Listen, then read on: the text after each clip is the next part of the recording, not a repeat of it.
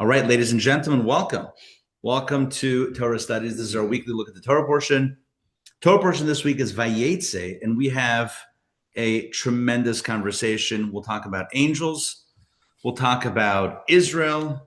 We'll talk about purpose and mission in life and what we're all here to accomplish, all in just under 60 minutes. Can you imagine?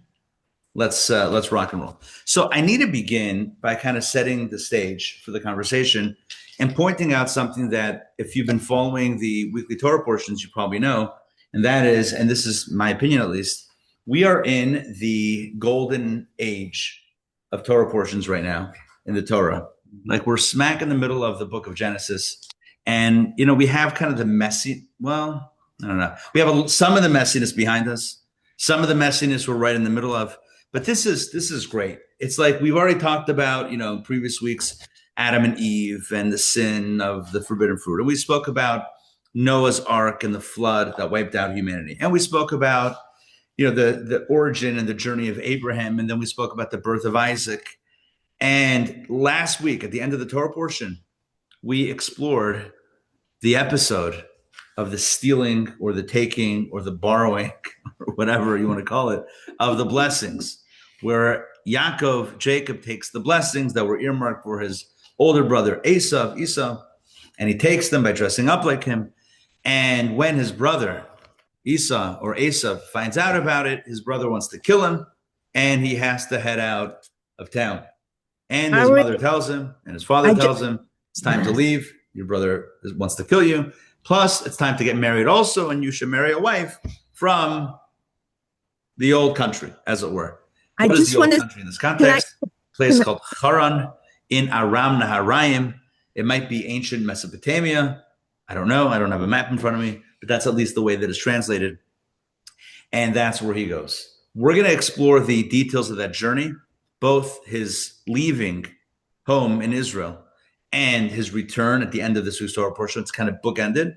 We'll get there in a second, but I first want to give a bit of a narrative arc. So we have the journey of Yaakov / Jacob, same guy, just different names, right? Hebrew and English, Yaakov, Jacob, leaving home, going to Haran, and there he meets a girl and he falls in love with her, and it happens to be his cousin, and he works for the uncle for 7 years to get her hand in marriage, and then under the chuppah, there's a bit of a switcheroo. You gotta always be careful with those veils. You always want to peek under, make sure you're marrying the right woman. He ends up marrying Leah instead of Rachel, instead of Rachel. And he also marries Rachel. And then he has kids from both of them, plus from their 2 handmaids. Either way, at the end of this week's Torah portion's journey, he has 2 wives, 4 women in total that he's had children with, and 11 offspring, plus a girl, which would make it 12. Okay. And it's upon having that 11th son, Joseph, that Jacob says, time to go home. And it's time to encounter Esau. He feels like his brother. When he has this son, he's able to, from his beloved Rachel, he can now take on this challenge of reuniting with his brother, and he begins the journey to head back, and that is the beginning of next week's Torah portion. And then, of course, there's the meeting that Jacob has with Esau, and they reconcile, and then we read about the drama that happens with Joseph and his brothers, and they sell him as a slave, and he ends up in Egypt, and then they come down to buy food, and he pretends that he's not who he really is, and ultimately the family moves down, and that takes us to the end of the book of Genesis. The book of Exodus begins with the Jews in Egypt and enslaved, and then it goes on from there. But we're right in the middle of these incredible stories. Now, I want to focus on really a tale of 2 journeys. The journey at the beginning of this week's Torah portion and the journey at the end of this week's Torah portion. The first journey when he leaves Israel, and the second journey when he returns or he heads back on his way back to Israel. Because both of these stories have in their theme have angels. Now, it's anytime we talk about angels, it's always interesting because I think you and I, most people have some sort of physical image of what an angel is. Like an angel is a white, fluffy creature with wings. I don't want to impose that image on you if you didn't have it, but I guess that's too late, right? But I think, right, angels are like some sort of image, some sort of depiction, something that is depicted with a physical body. But the one thing we know about angels is that angels, at least in their spiritual form, do not have bodies. Now, at the same time, angels can also assume physical form. And as they assume physical form, they have physical form. But in their purest sense, they don't necessarily come with bodies. Now, how would you know if there was an angel around? Well, that's why we sell a $39.99 angel detector app. I'm kidding. How would you know if you had an angel around? I don't know. You would know. Maybe you would know. Maybe you wouldn't know. Maybe somebody that was in tune with these spiritual energies would know. I will say also that Kabbalah teaches that every mitzvah that we do creates an angel. Every prayer that we say creates an angel.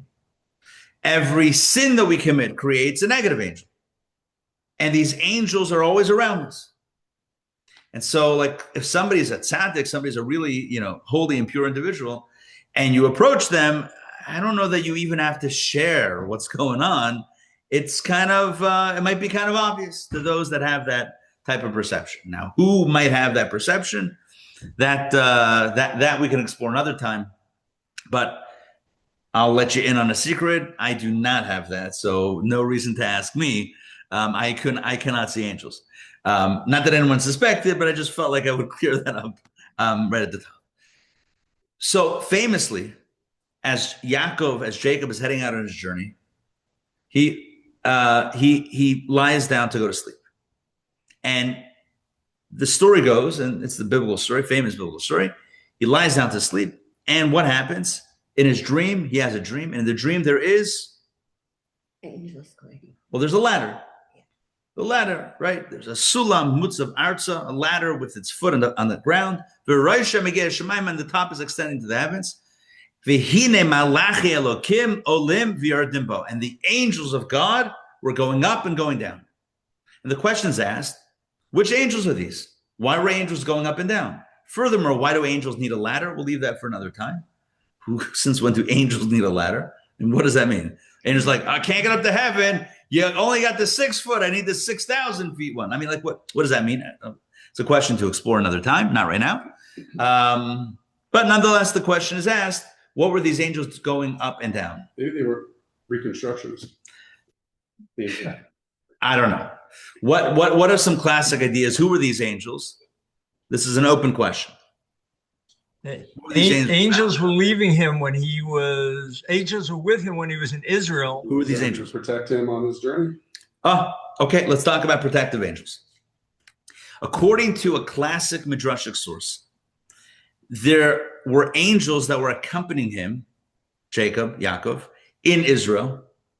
And as he approached the border of Israel and the land outside of Israel, the angels of Israel had to go back up, and new angel, diaspora angels, non-Israel angels came down. Why?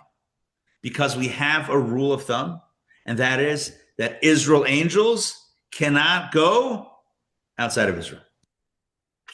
That's it. Why not? They're too holy. They're too holy to go outside of Israel.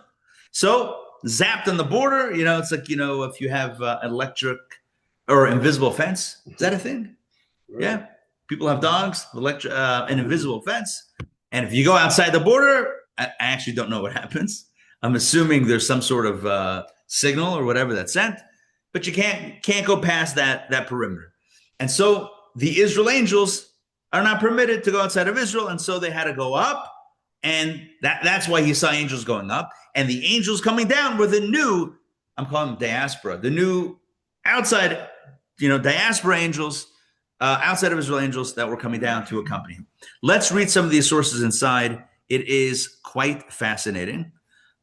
Give me a moment. I will pull up the text online for everybody joining us online. And we're going to begin a little bit out of order. We're going to begin with text 3a. All right, text 3a. You can find it on page marked 114. And again, I will share my screen and everybody online can also join in. Okay, Yaakov, please read text 3a. Angels that serve in the land of Israel are not permitted to serve outside of Israel. Similarly, the angels that serve outside of Israel are not allowed to serve in the land of Israel. There you go. Very tight borders. If you're an Israeli angel, you can't go outside. If you're an outside of Israel angel, you cannot go inside of Israel.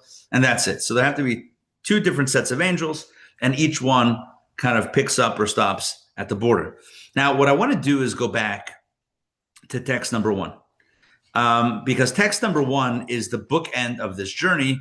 And let me explain for a moment. So like I said at the beginning of my intro, at the beginning of this Torah portion, Jacob is leaving home. And at the end of the Torah portion, Jacob heads back. And the Torah tells us something fascinating upon his return journey. So let's read that for a moment. Mark, please read text number 1, where it says, and Jacob went on his way. And Jacob went on his way, and godly angels met him. And when Jacob saw them, he said, this is God's camp. And he named the place Mahanaim, a double camp. Okay, thank you. So here we go. So what is the Torah? And this is not commentary. This is straight up Torah, straight up the biblical verses. So Jacob went on his way. And what does it mean he went on his way? He went on his way toward Israel. And then the Torah says, Vayivku bo malachi Elokim. Godly angels met him. Upon which Jacob said, this is God's camp. And he called it, again, in the Hebrew, we would say a ch instead of a h sound. So Machanaim, which means a double camp. Why a double camp? So comes along the Midrash, text number 2. Toba, please read this one. And the Midrash explains the meaning of the two camps. What is the meaning of the two camps? There were two camps of angels. When Jacob traveled to Mesopotamia, angels from Israel protected and accompanied him. When they arrived at the border of the Holy Land, the angels from Israel departed, and other angels from the diaspora descended to escort him. Upon his return from Laban's home, the angels in whose care he had been entrusted accompanied him until he arrived at Israel's border. When the angels from Israel sensed Jacob's impending arrival, they left Israel to greet and escort him back. As it is written, and the godly angels met him. Thus, two camps of angels were standing near Jacob. So what were the two camps of angels? To explain, to kind of like drill down very clearly. This is referring to, again, at the end of Jacob's journey, which, by the way, took 22 years. His return journey back home was only 22 years after he had left home. So now 22 years later, on his way back home, he's still in the diaspora. And now there are two sets of angels. Which sets of angels? There are the diaspora angels and also the Israeli angels that came out of Israel to greet him and escort him back. What's the question? Based on what we said earlier. They're coming to meet him, but he hasn't crossed the border yet. Correct. He's still, okay, let's make it simple. You ready? These two tables, we have two tables here with a line in between. This is going to be the Israel table. This will be the outside of Israel table. So as he's leaving Israel and he gets to the border, he has a dream. There's a ladder, angels going up, new angels coming down to walk him out. On his way back in, what happens? Two sets of angels. Which are these two sets of angels? The diaspora angels, where he is, and the Israel angels that came out of Israel to pick him up and walk him back in. What's the question? What did we say before? They're not allowed to. We said before that Israel angels can't leave Israel. So what's going on? Suddenly now the Israel angels are leaving Israel. It seems to violate the terms of the deal. So how does that make any sense? Indeed, this is a question that is asked by the commentaries. And just in case we thought we might have missed it, take a look at text 3b. Midrash says, Toba, if you don't mind, please read this one as well. When Jacob arrived at the border and was about to enter, God summoned the angels that served Jacob in the Holy Land. He said to them, Jacob is about to return. Let us go out to him. To what may this be compared? To a king whose son traveled abroad to marry. Many days later, when he returned to his father's palace, his father told his guards, Come, let us go out to my son. Similarly, when Jacob was about to return to his father's home, God summoned the ministering angels and said, Come, let us go out to Jacob. Thank you. So what the Midrash says clearly in its interpretation of the story is that God says to the angels, which angels? The Holy Land angels, the Israeli angels, let's go out of where? Out of Israel to greet Jacob and walk him back in. And the question is, and this is not my question, although it is also my question, but it doesn't originate with me. This is a classic question that the commentators ask. How is this possible? How is this legal? We said at the beginning of the Torah portion, on his journey out of Israel, that the angels from Israel couldn't go past the border. Invisible fence, they'll be zapped or whatever. They just can't go. And suddenly on his return, now suddenly the angels can go. They can go out, they can go back in. What's going on? What do you think? What are you guys thinking is the answer? Well, there's the land of Israel, and then there's the people of Israel. And then when his name is about to get changed to Israel, so maybe he embodies the energy of Israel. So they're just going out to protect him because he's about to get killed by Israel. Okay. So you're saying he needs the protection. He needs the protection. He needs the protection. Okay. By the way, he probably the implications that he encountered his brother back in Israel. I think. No, the Jared, that Jabbok, the Jabbok River. Yeah, he crossed back over. He was in, but then he went back out. And I don't know where that is. I think that's around the Dead Sea. But there is a kibbutz Machanayim, and it's smack in the middle of the upper Galilee, in the Hula Valley. It may not be the same Machanayim. Yeah. It just might be a name that they use. I asked them, I was like, hey, how'd you get that name? Like, well, famous thing actually happened right Interesting. There. Okay. So, all right. Could be. What do you think? Again, we have I would say a pretty straightforward question. We established at the beginning of this Torah portion that angels from Israel can't leave. And at the end of the Torah portion, they're leaving to bring Jacob back in. All right. So let's work on this question for a second by exploring some of the laws regarding leaving Israel. Now you might not be familiar with this, but there are very strict laws regarding leaving Israel. In 2025, I think people go in and out and they move back and forth. They make aliyah and they say, not interested. They go back. But in Jewish law, it's actually a very serious thing to leave Israel once you're there. In other words, once you're living there, to leave Israel becomes quite problematic.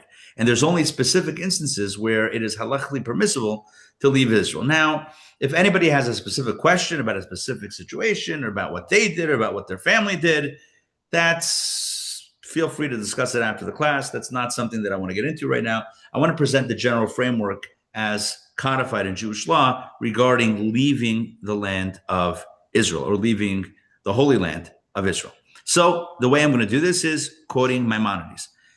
No better halachic author to read than the great Rambam, Maimonides, the great physician, astronomer, philosopher, and halachic codifier. So here we go. Text 4a, this is his Laws of Kings, chapter 5, halacha number 9, and he writes the following. It is forbidden. I just want to pause here for a moment. The translation is not accurate in a few places. Where it's not accurate, I will try to modify it. It is forbidden to travel from Israel to the diaspora. Okay, that opening line is very powerful. Once you're in Israel, or if you're in Israel, you're not supposed to leave. And that is assuming that you live there. If you visited there, it doesn't mean they shred your plane ticket back. It means if you live there, it's problematic to leave. Let's continue. The only exceptions, so there are exceptions, but what are the only exceptions? Are to study Torah, meaning if there's a Torah institution, yeshiva, academy, seminary, whatever, that's outside of Israel. So you're allowed to leave to study Torah. You're allowed to leave to get married. Let's say your spouse to-be is in a different place, a different land, different country, different continent. You're allowed to leave to get married and to save one's property from Gentiles, meaning if there's some sort of, some dangerous situation and there's a risk to your property, let alone to your life, then yes, you are allowed to travel from Israel to the diaspora. However, he then qualifies it and says, then one must return to Israel. Meaning, in all these circumstances, once you've studied Torah in that academy, what should you do? Come back. Once you've married and whatever, come back. And once the danger has abated, has gone away, then again, come back. One may also leave Israel, fourth exception, one may also leave Israel for business purposes, meaning if you're traveling to do business, you're allowed to leave, but again, you have to come back. Let's continue. However, it is forbidden to leave Israel with the intention of settling. I'm going to leave out the word permanently. It doesn't mean permanently. It is forbidden to leave Israel with the intention of settling in the diaspora unless the famine in Israel is so severe that a dinar's worth of wheat is sold at 2 dinars. This is referring to a case of famine that leads to massive inflation where it's impossible. It becomes very, very difficult to even buy food. And that's why the example is a dinar's worth, whatever coin that was. 1 dinar's worth of wheat is now sold at 2 dinars, meaning things have doubled, right? Price of bread has gone from whatever it is to double the amount. And so that's another reason to permit somebody to leave Israel again until that famine abates, until that famine goes away. So these are all exceptions to the rule of not being able to leave Israel. So you're allowed to leave for very specific reasons: to study Torah, to get married, to save one's property from Gentiles or from danger, etc., business purposes, and in the case of famine. Let's continue. When do these conditions apply? When one possesses financial resources, but food is expensive. However, food is inexpensive, but a person cannot find financial resources or employment and has no money available, meaning guy just can't find a job. Imagine someone just cannot find employment. So then he or she may leave and go to any place where they can find relief. And the implication of that is they should ideally return when, let's say, job prospects get better in Israel. But if they deem that they still won't be able to get a job, then they can remain outside of Israel until that situation might change. Make sense? Yeah? Okay. Rabbi Yosef Cairo, the Kesef Mishnah, one of the commentaries on the Mishnah Torah that we just read, one of the commentaries on Maimonides' work of Jewish law, says the following. Maimonides writes that 4b. Maimonides writes that one must return to Israel. By this he means that even if one was allowed to leave, given those 5 exceptions, they may not leave to settle permanently in the diaspora. Under no conditions do we say, no problem, don't look back, it's all good, stay, right? And that's it. So this, by the way, parenthetically, and again, I really don't want to get into specific situations. Was I allowed to? Was I not allowed to? That's you can think about that and work, and that's another conversation. How we apply it practically in any given situation. But I do want to mention that what we see here clearly in Halacha is that it's not so simple to settle in Israel and then bounce. Or if you're born in Israel, to just pick up and go. Now, again, you are allowed to if you're studying, or if you're getting married, or if you are, or if you need a job, or if there's danger over there. There are situations where you could leave, but the goal, even in those situations, would be to head back. So we moved away from a conversation about angels leaving Israel to people leaving Israel, right? That's the segue. We were wondering how the Israel angels who were not allowed to leave are allowed to leave. And before answering the question, we're now looking at Jewish law in general about you and I, people leaving Israel once having settled there. Now, in addition to these, I think 5 exceptions, meaning 5 scenarios when one is permitted to leave, excuse me, we have another option. Sorry, not another option. We have another story. And this story is found in the Talmud Kiddushin, page 31b, and this is text 5a. And I'm going to read this story, and I'm going to provide a little bit of commentary. And here's what happens. Ravasi was one of the Talmudic sages. And here's what happened. Ravasi had an elderly mother whom he left behind when he moved to the land of Israel. So the implication here is that Ravasi was not born in Israel, nor did his family live in Israel. But at some point in time, he made aliyah, as we call it, right? He moved to Israel. And just to give you a sense of timing, I don't remember when Rav Asi lived exactly, but it's got to be probably in the 300s or 400s. So we're talking about, 1700 years ago. So this is a very old story. So he had an elderly mother, and when he moved to Israel, he left her behind. After settling in Israel, he heard that she was coming to join him. She also was going to make aliyah.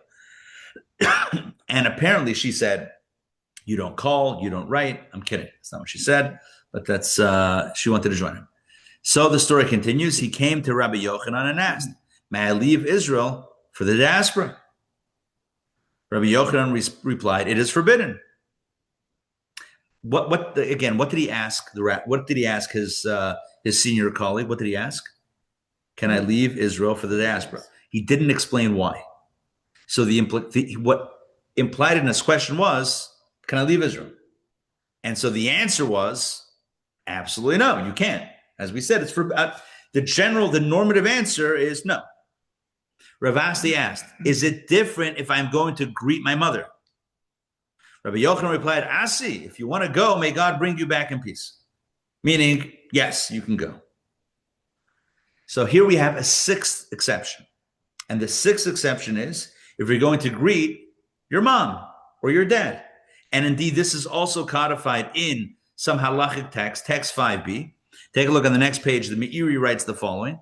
Meiri, you see his bio, he lived in the 1200s or to the early 1300s, and he writes the following. It is permissible to leave Israel for the diaspora to greet one's father or mother or to perform any other act of honor. And that we learn from the story in the Talmud. Yes? Makes sense? But that's assuming that he's coming back. Yes, correct. To greet them, to bring them back in. Okay. I have a simple question. I know I laid out a lot of material in the last few minutes, but I have one question right now. Forget angels. One question on all this. If the Talmud tells a story about Ravasi, who wanted to go out and greet his mother, who wanted to go out and, welcome her back in, and he was given permission to do so, why doesn't Maimonides include it in his list of times that it's permitted to leave Israel? Rambam, Maimonides only said the following. Study Torah, to get married, if your property or life is in danger, if business opportunities, or if there's a famine and you can't afford stuff. He didn't say, and to greet your parents if they're coming in to Israel. Why not? What do you think? And it's not like Maimonides wouldn't have studied that piece of Talmud. Of course he did. All of the stuff that he writes in Jewish law is based on the Talmud. So how did he miss the story in Tractate Kedushin about Ravasi and his elderly mother and him escorting her back in? Why didn't Maimonides say, and it's also permitted if you're going out to bring your family back in? Why not? Well, he was taught here. Where? Text 4a? It is forbidden to leave Israel with the intention of settling permanently in the diaspora. Okay. Yeah, but look at the first paragraph. It is forbidden to travel from Israel to there. Even traveling is problematic unless you're doing, unless it falls into the one that you're right about that paragraph. But there's also the idea of forbidden to travel. So why doesn't Maimonides add this sixth exception of going to meet your parents? And the truth is, I'm asking a very difficult question. Meaning, I don't know that I expect anyone here to come up with the answer, but I want to share an answer that I think is very powerful, and the implications are far-reaching. There's two types of leaving Israel. One type of leaving Israel is when you intend to leave Israel, and that's what Maimonides is talking about. And he says there's only 5 cases, 5 scenarios where you're allowed to leave Israel. When you're going out of the borders of Israel to bring your mom in, you're not leaving Israel. You with me? You're technically stepping outside of the border, but you're not leaving Israel. Does that make sense? You're not spending time. It's not about spending time. It's what's your intention. In all of the cases where Maimonides says it's an exception, those are cases where your intention is to actually leave Israel. When you're going to greet family to bring them into Israel, your intention is not to leave Israel. Your intention is to bring someone into Israel. Now, in order to do that, in order to escort them safely, etc., you might have to walk outside the borders, but you're not intending on leaving Israel in that moment. On the contrary, you're intending to bring someone into Israel. Does that make sense? Yes. Mark is with me. I feel like you're 50%. Once your mom finds out where you went, I don't think you have a choice. Where you went? Where? Oh, in Israel. Yeah. Correct. That's also true. Tova, tell me what's the problem? About to forbidden to leave Israel with the intention of settling permanently. Yes. He wasn't going with the intention of settling permanently. He was literally going to greet his mom and walk her inside. Yeah. Honor your father and your mother. Yes. Yeah. But I want to make sure that this distinction is clear. there's two ways that we can look at the prohibition of leaving Israel. One is a technical issue of stepping outside the border. The other thing is, why are you stepping outside the border? Are you intending to leave, or you're not intending to leave? If your intention in stepping outside the border is to bring someone else inside, you're not leaving. That's my point. But if you were going to study Torah, yes, maybe you were going to study Torah and you knew you were going to come back. Yeah, but that's different than a very short. Okay, good. It's a good question. So your question is, let me just break down the question. The question is, well, in the case that Maimonides did talk about, why is that not the same issue? If someone's going to yeshiva for a year, right, in New York and is saying I'm leaving, and Maimonides says it's okay as long as you come back, isn't that the same thing as going to greet your mother? I'm going to say no, because in the case of the yeshiva study in New York, your intention is to go to New York. In the case of greeting your mother, the intention is to bring her here. Okay. In other words, and even if your intention is I'm going to study there so that I can be more knowledgeable when I come back here, there's still the idea of an intention of something that's happening there. Whereas going to fetch someone and bring them back, the entire, it's a good question, but in my head, there's a bit of a difference. The entire why and wherefore of that journey is really about bringing someone in. So again, we're going to do, this is like, I feel like X's and O's in football right now with a teleprompter. So imagine, so this is you, right? You're right here. This is where they are. And you walk outside. Remember, these tables, you guys can't see this online, but it's okay. Take my word for it. You walk outside to greet your mom, and then you walk back in. Totally kosher. Maimonides, I asked before, how come he doesn't say the exception? You know why? Because he was talking about when you're allowed to leave Israel, and it's still kosher. In this case, you didn't even leave Israel. He didn't have to give this as an exception because it doesn't even apply. In other words, just going across the border to go escort someone back in is not even leaving. But wait, you did leave. You walked outside. But you didn't have the intention of leaving. You had the intention of bringing someone in. You're helping someone make aliyah. Right? You're not leaving. If you have the intention to go to yeshiva, you intend to leave, but it's a kosher leaving. If you have the intention to help someone walk back into Israel, you're not leaving, you're bringing someone in. So therefore, the border, it's less about, it's not like football where if you step out of bounds, it's not a touchdown. It's not like so like, oh, you stepped outside, and it doesn't work. It's more about the intention, not only why you're doing it, but really, what is the experience about?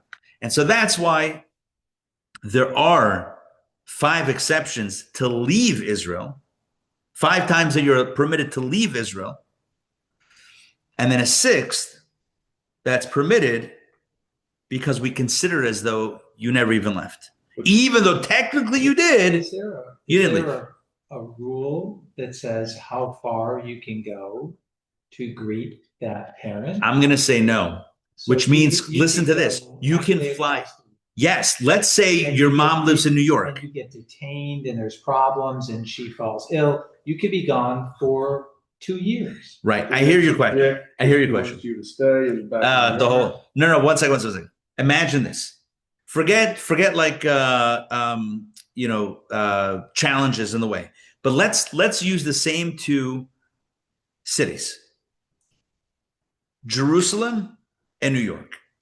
Okay, so this person lives in Jerusalem, and there is a yeshiva or a seminary, a school, whatever it is in New York, and this person says, I would like to go study here in New York. May I? The answer is yes, you can. And then when you're done, make sure to come back. Okay.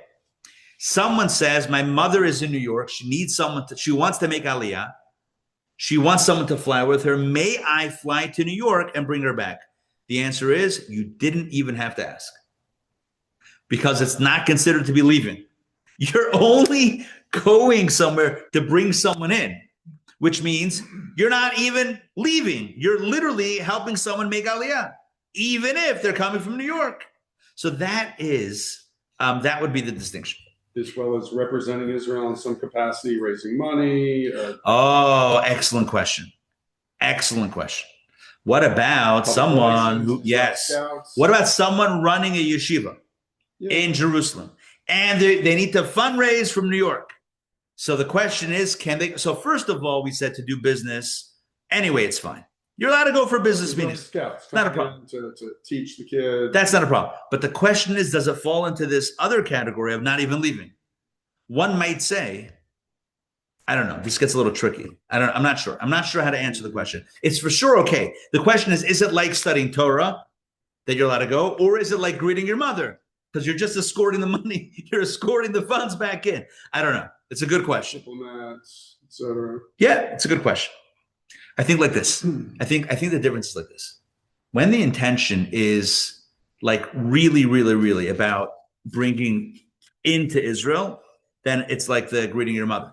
If the intention is I need to spend time over here, even though I'm going to come back, but I don't know, because that gets back to your question. If someone's like, I want to be a big rabbi in Jerusalem, but in order to do that, I need to go to the academies of New York, assuming that would be the case. Is it also considered to be like greeting your mother? I don't know. Either way, we can see there's two cases. One case where you're leaving, but it's okay. And one case where it's not even considered that you're leaving. In this case, coming back, because we got to go back to the angels. I asked the question at the beginning of the class.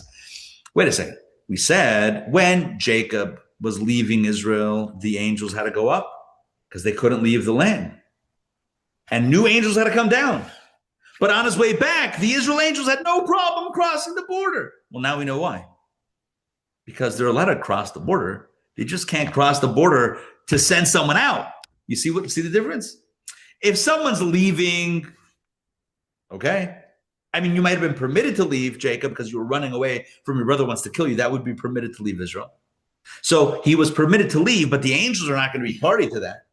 But when he's coming back in, of course the angels can go and bring someone in. That's not even leaving. You with me?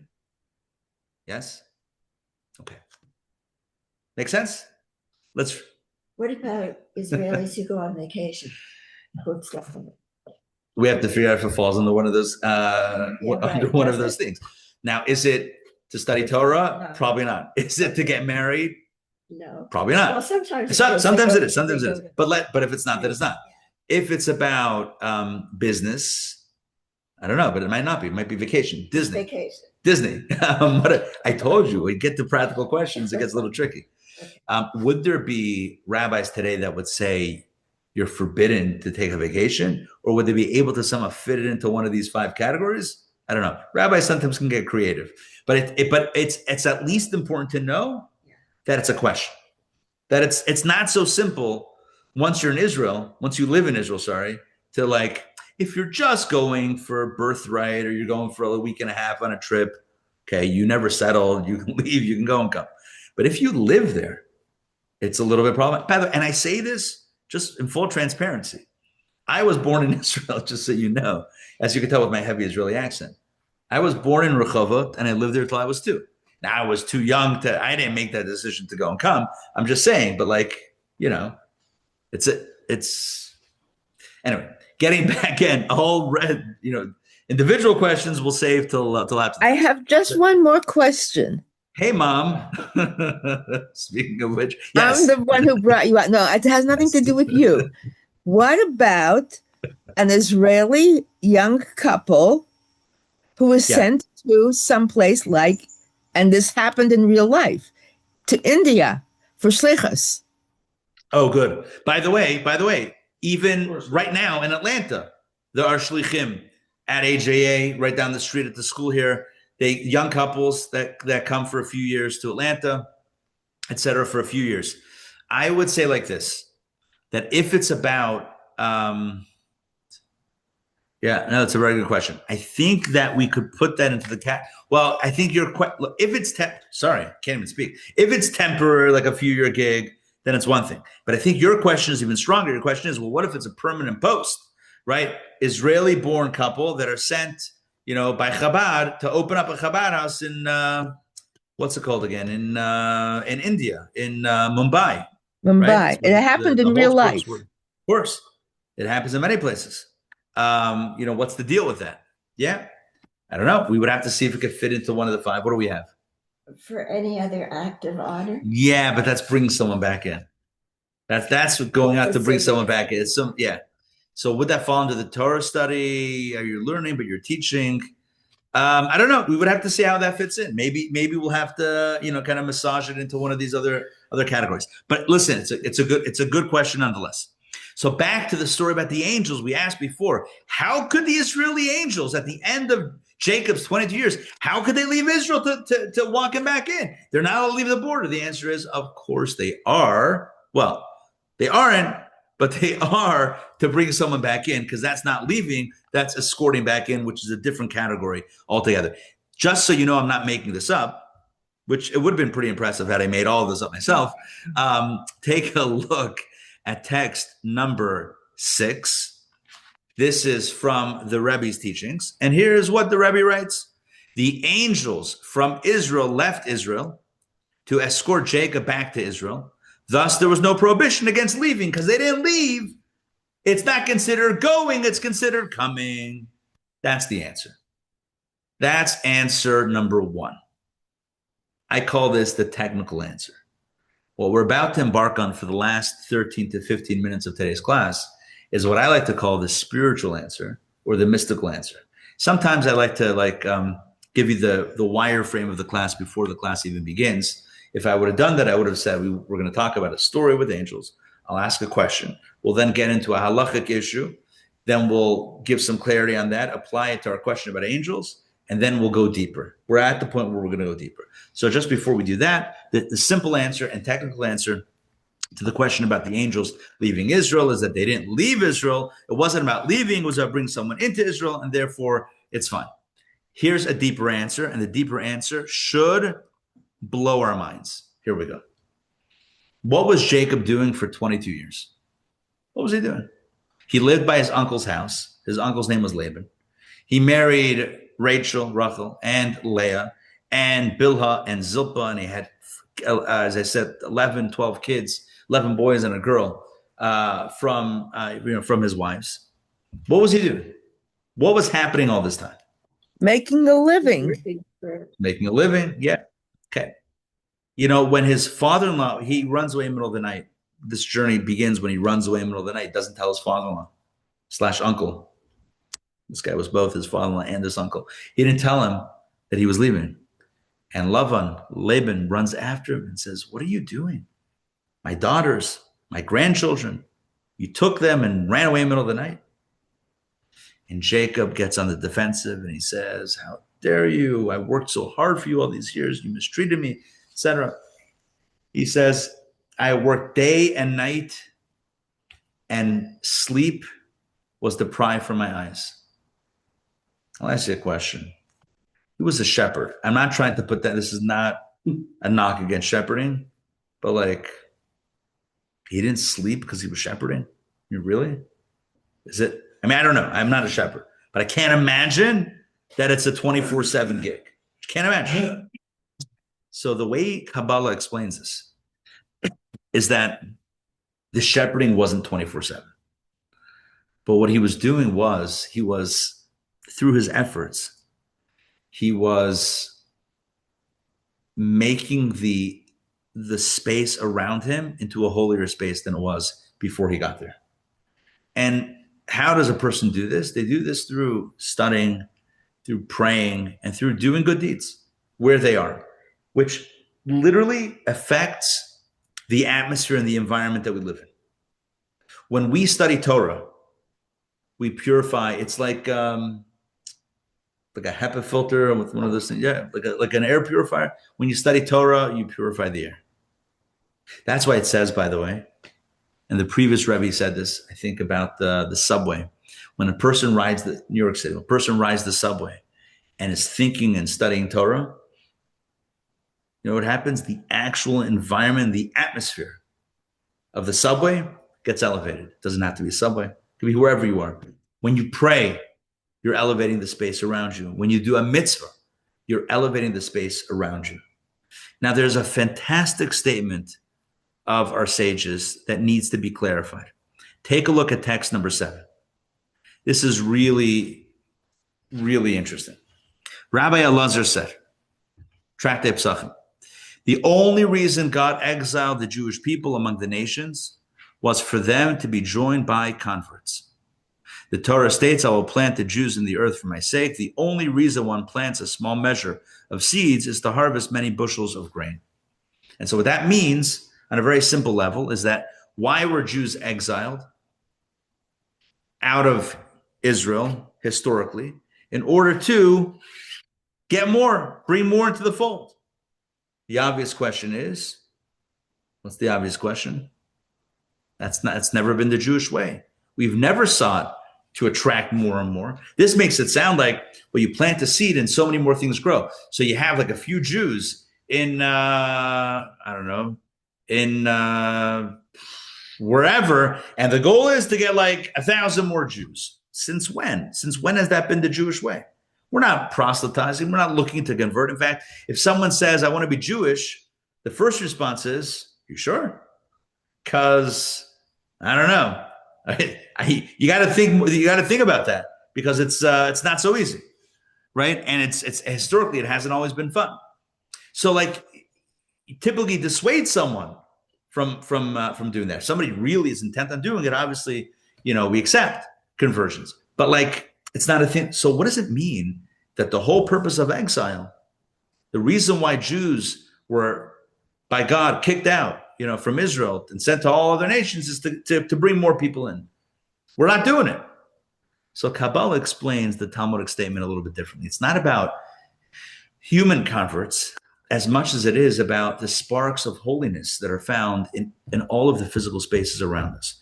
This gets to a classic Kabbalistic concept, a classic Jewish mystical concept of the notion of refining sparks. The idea that, before the world was created, there was a shattering of the vessels and sparks of holiness scattered throughout the earth.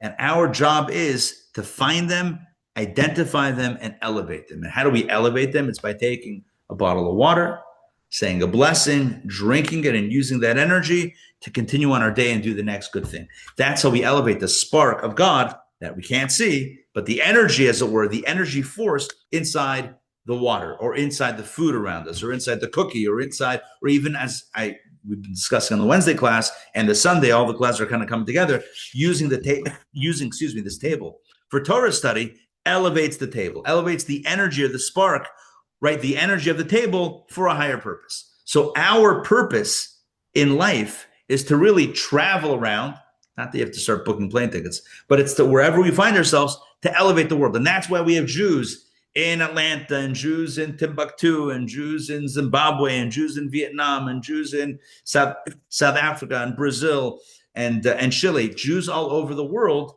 that are elevating and collecting the sparks. So whether it's people that are getting inspired, or whether it's the things that are getting uplifted, the job is to make an impact. Here's the kicker. When we make an impact and we cultivate a spiritual environment, you know what that's called?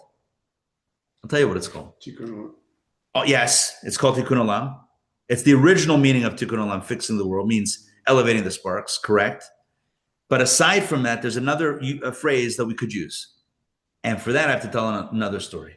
There was once a chassid, a disciple of the Tzemach Tzedek, the third Chabad Rebbe, who said to his spiritual master, said to his Rebbe, he said, I want to go to Israel.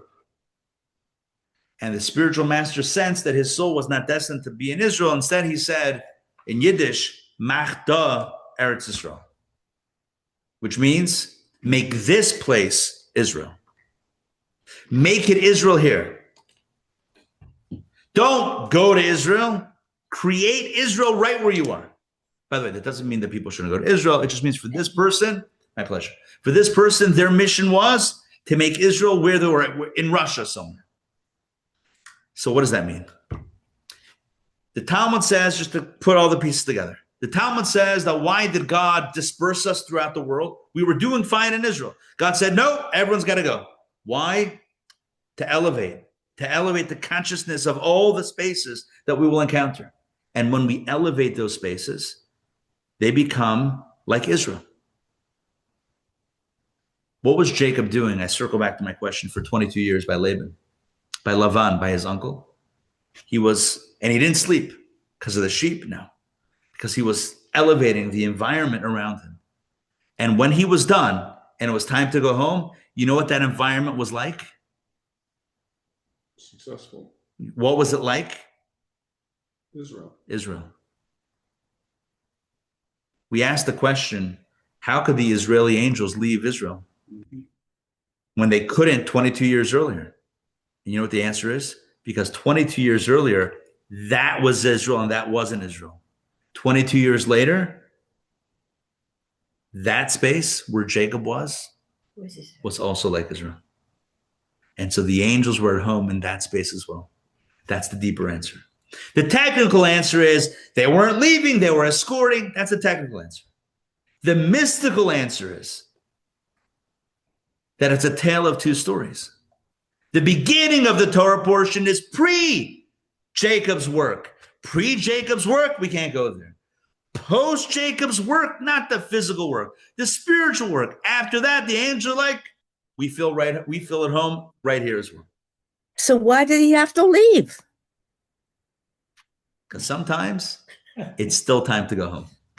He had to reconcile with his brother. He had to go see his family. He still had to go. It's a good question.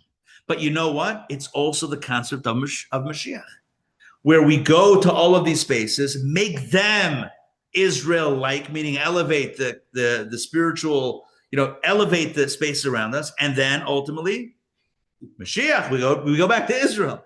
So I'm saying, yes, he created that environment, but still, there's no place like home. Who said that? Was it Dorothy? Yeah. There's no place like home. So back to the story. Again, I know I said it twice already, but I want to say it for the third time for effect and make sure everyone's got it.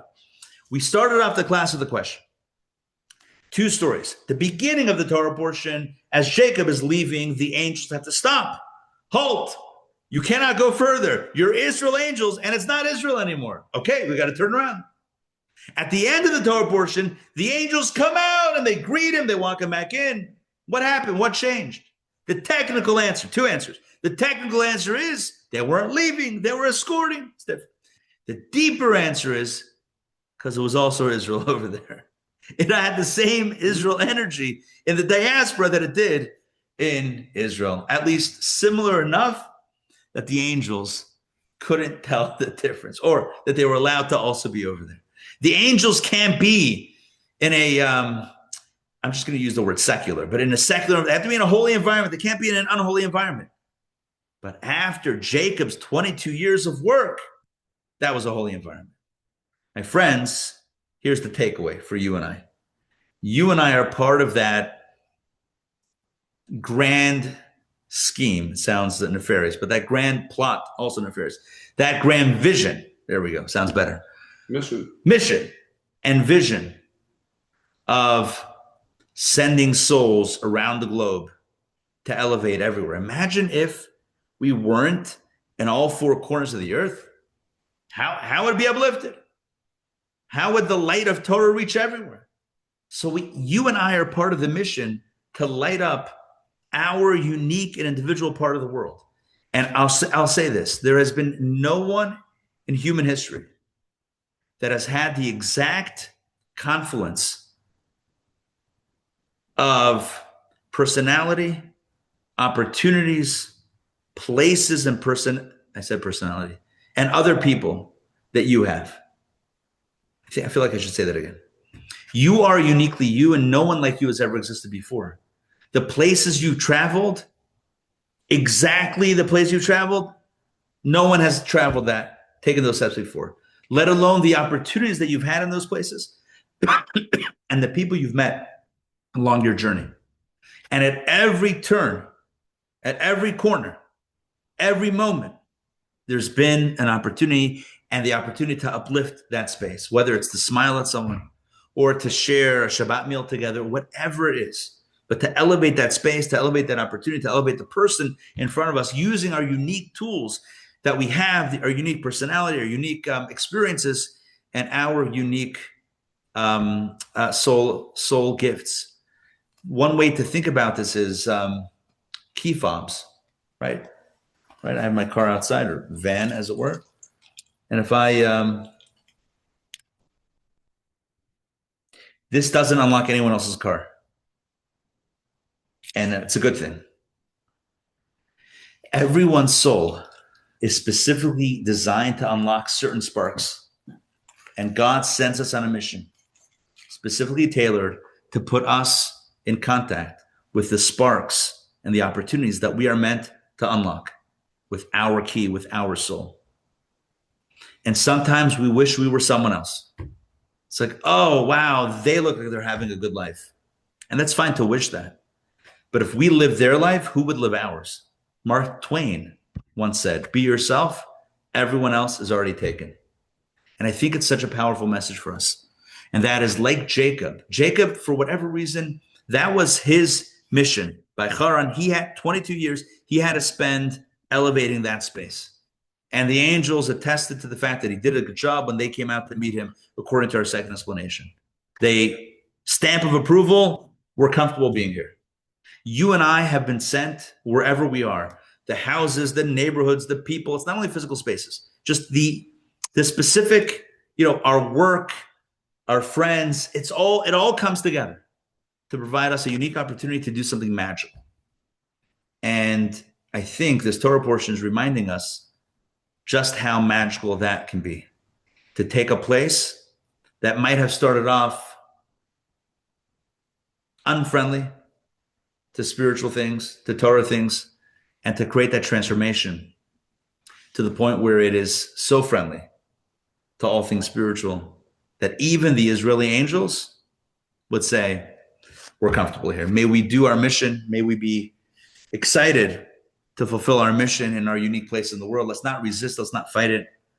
But let's embrace the opportunity that we have where we are, who we are, with whom we're with, to make the world and make our environment a better place. And that includes our families, right? Begins at home. It includes each other, ourselves. Yeah, our homes, exactly. Our home, ourselves, our homes, our families, our neighborhoods, our communities, and the world at large. And when we do that, we will make the world into a place that aligns with God's vision, a world that is indeed fit to be called God's beautiful garden. Thank you very much for joining me tonight for Torah Studies. Hope you enjoyed it. Hope it made sense. Yes. And I'd like to welcome Mark for the first time. Should have done that at the beginning. Welcome, welcome. Hope you enjoyed the class. All right. Here for questions, comments, and a few quick announcements before we do that. This week is a lighter week. No class tomorrow.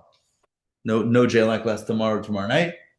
And no Tanya Thursday. I'm not doing the lunch and learn Thursday afternoon either in Toko. So it's really like quiet for the rest of the week. But now it's the opportunity in your own spaces, right? In your own homes, on your own vacations, wherever you're going to be, with your own turkey, to do, to create some elevation, create some spiritual light over there. All right. Happy Thanksgiving. Happy Thanksgiving. Happy Turkey Day. Hi, can I ask some questions? Yes, of course. Having nothing to do with what we just talked about. Okay, when was it okay to marry your first cousin? And when was it okay to not marry your first cousin? Good. In Jewish law, it's still okay. When was it not saying it's necessarily advisable, right? Because of the challenges genetically, but it is not forbidden by Torah law. When was it not okay to have multiple wives? That's so. These are very good questions, by the way. So the question is about polygamy, huh? Until recently. Well, it's been 1,000 years, but Can you repeat the question? Yeah. Question number one is, what's the deal with marrying a cousin? And so I said, biblically, according to Jewish law, it's not prohibited. Second question is, when did having multiple wives kind of fade away? So the answer is like this. It's still technically biblically permitted, but there was a ban by a rabbi many, many years ago, at least 1,000 years ago, who said, let's not do this, not practice it. And so it has not been practiced. What was the reason? You may not know. What was the reason? Whatever. Okay. It just was deemed not to be a good idea. And then, but I would say this: even before the ban, the evidence seems to indicate that most people did not practice it, did not have the practice of having multiple wives. Okay. with the exception of Sephardim still did sometimes. yeah, Sephardim, because the rabbi who banned it was a Germanic rabbi. Yeah, a lot of people who came over to Israel from Sephardic countries had more than one wife. And they were accepted, but then they weren't allowed anymore in Israel. Right. Yeah. Yeah. I have one other question. Sure. So when Jacob and Esau, and there was deception and Yes. pride and all that, Yes. is there any parallel with Leah and Rachel and deception? And Wow, what a question. No, but I just gave a class last Thursday on this. because I mean, it seems like it's kind of payback. Yes, there are many sources. When Jacob confronts Leah the next morning and says, how did you deceive me? You said that you were Rachel and you're Leah. So she says, you're accusing me of deceiving you? So You deceived your own father by pretending you were your brother. So the stories are intertwined, very much so. And it also informs the next generation.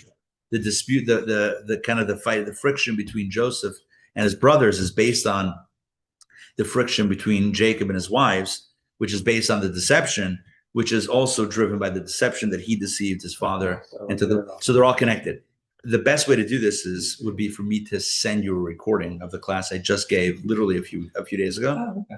And yeah. Well, would you send me also? Sure. Send me also. Sure. It's on my recorder right now. It is, I will say, a phenomenal class.